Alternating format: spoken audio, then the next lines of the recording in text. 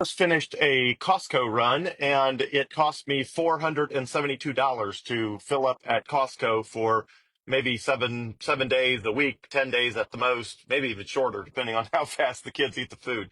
But anyway, $472, and I wanted to talk through how Bitcoin insulates a person from inflation.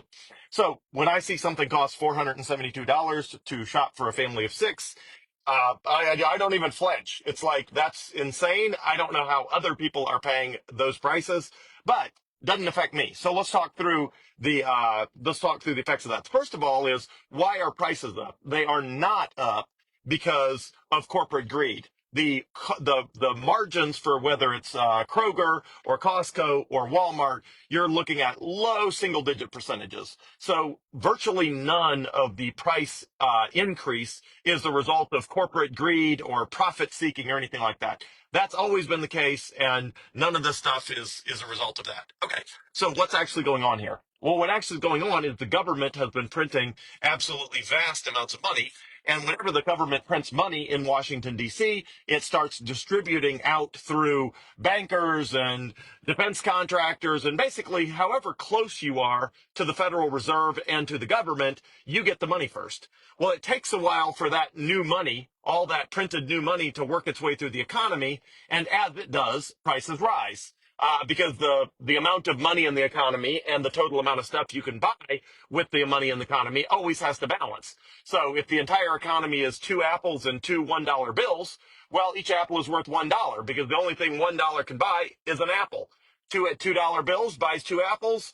$1 is worth one apple. It's simple. Well, if you magically drop two additional dollar bills out of the sky, eventually it will adjust where each apple costs $2. Why is that? Because there's now $4 and only two apples. And if all the things you can buy are two apples, and if all the money you could buy with it is $4, then each dollar will buy you half an apple. Because again, it always adjusts. That ratio has to be the same. So when Washington, D.C., well, more specifically the Federal Reserve, when they print vast quantities of new money, it slowly trickles the way through the economy, and people like you and me are on the very bottom of that trickle down effect, meaning we are the last ones to get the benefit of that new money. And by the time it gets to us, the prices have already risen, meaning everything gets more expensive for us, even though everything's getting less expensive for the people that are closest to the money printer. Okay, so how can you reverse that effect? Well, the best way is to buy Bitcoin, because Bitcoin rises faster than the government is printing money. Now, it's not a completely linear, it's not like a straight line. It's obviously volatile because we are in the early stages of Bitcoin adoption. So it's volatile, but sort of on net, there's never been a 4-year period where the price of Bitcoin has not at least doubled. Well, as bad as inflation is, it's not quite doubling in any 4-year period. Not yet. You might feel like it, but it's not quite there. So that's the worst Bitcoin has ever done. The best it's ever done in a 4-year period is ridiculously higher than that. So on average, Bitcoin's growing, I don't know, somewhere between 40% to 60% per year. And obviously, inflation is growing at, I don't know, 4%, 7%, 9%, depending on who you ask and depending on what you're buying. One second. Okay, so as a result of that, if you buy Bitcoin and then later you spend it on stuff to improve the life of you and your family, you are effectively living life at a discount, which is what I am doing. I'm living technically for free because I'm using Bitcoin that I bought back in the fall of 2022. That's up substantially. So I'm living for free, but my total cost basis for all the Bitcoin I've ever bought, the cheapest Bitcoin I ever bought was about $6,400. Most of the early Bitcoin I bought in 2017 and 2018 was probably in the ballpark of maybe $9,000. And the most recent Bitcoin, when you pile in all the most recent Bitcoin I bought, maybe that's pulled my cost basis, which means the average price that I paid for Bitcoin probably pulls it into, let's use a round number and say $30,000. Well, Bitcoin is now $97,000. So a little simple math. This is not exact math, but so in round numbers, if my cost basis is $30,000 of Bitcoin and I'm spending it with my Coinbase debit card, which is how I buy everything, including how I just bought $472 worth of stuff at Costco, that Bitcoin cost me, I'm going to guess, 97 divided by 30, all that, something like 150 bucks. So I effectively walked into Costco and walked out with a massive pile of stuff for my family to eat over the next 7 to 10 days that it cost me roughly 150 bucks because the Bitcoin I bought with it, if you average out the price of all the Bitcoin I've ever bought, is probably in the ballpark of $30,000 and Bitcoin's at $97,000, which means something like $472 when you back out it down to the price you paid for the Bitcoin is in the ballpark of, let's call it 150 bucks. So getting all that stuff for 150 bucks doesn't feel bad at all. And so I'm shopping where everything is 70% off, basically. So that is the way Bitcoin shields you from inflation. Because the government cannot print more Bitcoin, and they will and always do print more dollars, it means the Bitcoin becomes more valuable than the dollars over time. In addition to the fact that people are switching from US dollars to Bitcoin. It's slowly happening. It's not a fast overnight thing, but people are slowly switching from US dollars to Bitcoin. As more and more people switch, the price of Bitcoin goes higher. The value of the US dollar goes down. But the primary reason the US dollar price is going down is because the government is printing so much of it out of thin air that it's losing its value because it's not scarce. Something's not scarce if you're constantly just making more of it for your own benefit and at the expense of everyone else who owns US dollars. So, if you want to sort of benefit from Bitcoin to fight inflation, how do you do that? Well, the answer is you buy Bitcoin and you spend it later when it's more valuable. And the degree to which Bitcoin outruns the rate of inflation is the degree to which that you are living at a discount.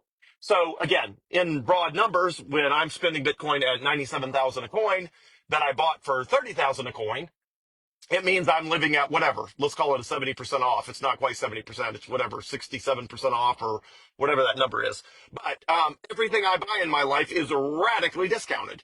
And because I bought enough Bitcoin that the Bitcoin is appreciating faster than my living expenses, it means I'm effectively living for free. Even though the total amount of Bitcoin that I'm spending goes down over time, the US dollar value of the Bitcoin I still have continues to go up faster than I'm spending it, which results in me effectively living for free. So what does that mean for you? Well, I think Bitcoin is the best way to fight inflation of any invention or discovery that humanity has ever invented or discovered. It is finite. There will only ever be 21 million total Bitcoin in existence. You don't have to buy a whole Bitcoin. You can buy a tiny little sliver of a Bitcoin. You can buy a dollar. You can buy a penny. You can buy $10. You can buy whatever. And the more Bitcoin you can afford to buy and the longer you can afford to hold it, the greater your purchasing power. So when the government prints money, it decreases the purchasing power of the US dollars you still own. But because the government cannot do that with Bitcoin, the more US dollars they print out of thin air, the higher the value and purchasing power of your Bitcoin because they can't make more of it. So as they make more of US dollars, it loses its value. But because they cannot do that with Bitcoin, the Bitcoin that already exists, of which there will only ever be 21 million, increases in value. And the best way to insulate yourself from inflation is to buy in the future Bitcoin or to spend in the future Bitcoin that you bought now when it's higher in value. And again, there was about 7 months last year between March and October where you could buy an unlimited amount of Bitcoin for between roughly $55,000 and $70,000. And obviously, with Bitcoin at $97,000, that means everyone who did that is living life at a 30% or 40% discount. And that's a whole lot less painful when you walk into Costco and the receipt says $472. That is way less painful if all the Bitcoin you bought at half that price or 30% off or 40% off, or in my case, 70% off. And the longer you hold on to it, I mean, technically, if you want to think about it as me spending the very first Bitcoin I was ever buying, it's like 90% off. So the longer you can hold it and the more you can acquire, the more of your expenses you can pay for in the future with appreciated Bitcoin. And the longer you hold it, the more it appreciates. Again, it's not in a straight line. It goes up and down on its way up. But in general, the longer you can hold it, the more it has time to appreciate in value, which means the greater discount you can live at. So in my case, my Bitcoin that I put into my effectively my spending account, which is my Coinbase account that I use with my Coinbase debit card, the majority of the Bitcoin I own is safely secured in a very safe combination of various things, mainly BitKey, which I recommend. BitKey is the best option. So I've got a huge amount of Bitcoin on BitKey. But what I don't have on BitKey is in a Coinbase account tied to with a Coinbase debit card, and that's what I use for grocery runs and basically all of my day-to-day expenses. So there is enough Bitcoin in that that it is going up faster than I am spending it. As a result, the balance in my Coinbase account basically slowly rises even though I continue to buy $472 of stuff at Costco and everywhere else I shop. I'm spending Bitcoin, but the overall, again, it's not in a straight line. Overall, the value of Bitcoin is increasing faster than I'm spending it, meaning the value of my Coinbase account is slowly rising, even though I'm spending all of my household expenses from that account. So what does that mean? Obviously, my recommendation is the same as always, which is buy as much Bitcoin as you possibly can and hold on to it as long as you can. And if you have enough Bitcoin that it's the primary money you use, then you can use it for expenses like I do. If you're not sure how much is enough, well, again, I recommend buying as much Bitcoin as you can afford, and don't spend it till it's at least worth more than 20% or 25% more than what you paid for it. That way you don't have to check the price of Bitcoin every day to see if it's up or down. You don't want to be trying to spend it when it's like 5% up because the price can swing 5% in a day on a good or bad day, and so you don't want to be sort of cutting it close. But if you bought $10,000 of Bitcoin and that 10,000 is now worth 12,000, go spend $472 at Costco and live for free a little. Anyway, Bitcoin is by far the best way I've found to combat inflation. If I could not use Bitcoin to combat inflation, I don't know what I would do. Everything in the stock market feels overvalued right now, which means I would not want to try to buy. Give me one second. I would not want to try to do the same strategy with stocks or bonds or real estate. In the case of real estate, it's not liquid, meaning you can't you know, sell part of your front yard and buy groceries with it, right? That's just not the way real estate works. It's really hard to get money into and out of real estate. And even with stocks and bonds, you can only get money in and out, during trading hours on weekdays. And you can't get a debit card that lets you spend stocks and bonds. That's just not how they work. Stocks and bonds are not money. You can't spend stocks or bonds with a debit card the way I can with Bitcoin with the Coinbase debit card. So again, it's the only good way I've found to combat inflation. It works fabulously well as long as your finances can handle the ups and downs in the short term of Bitcoin.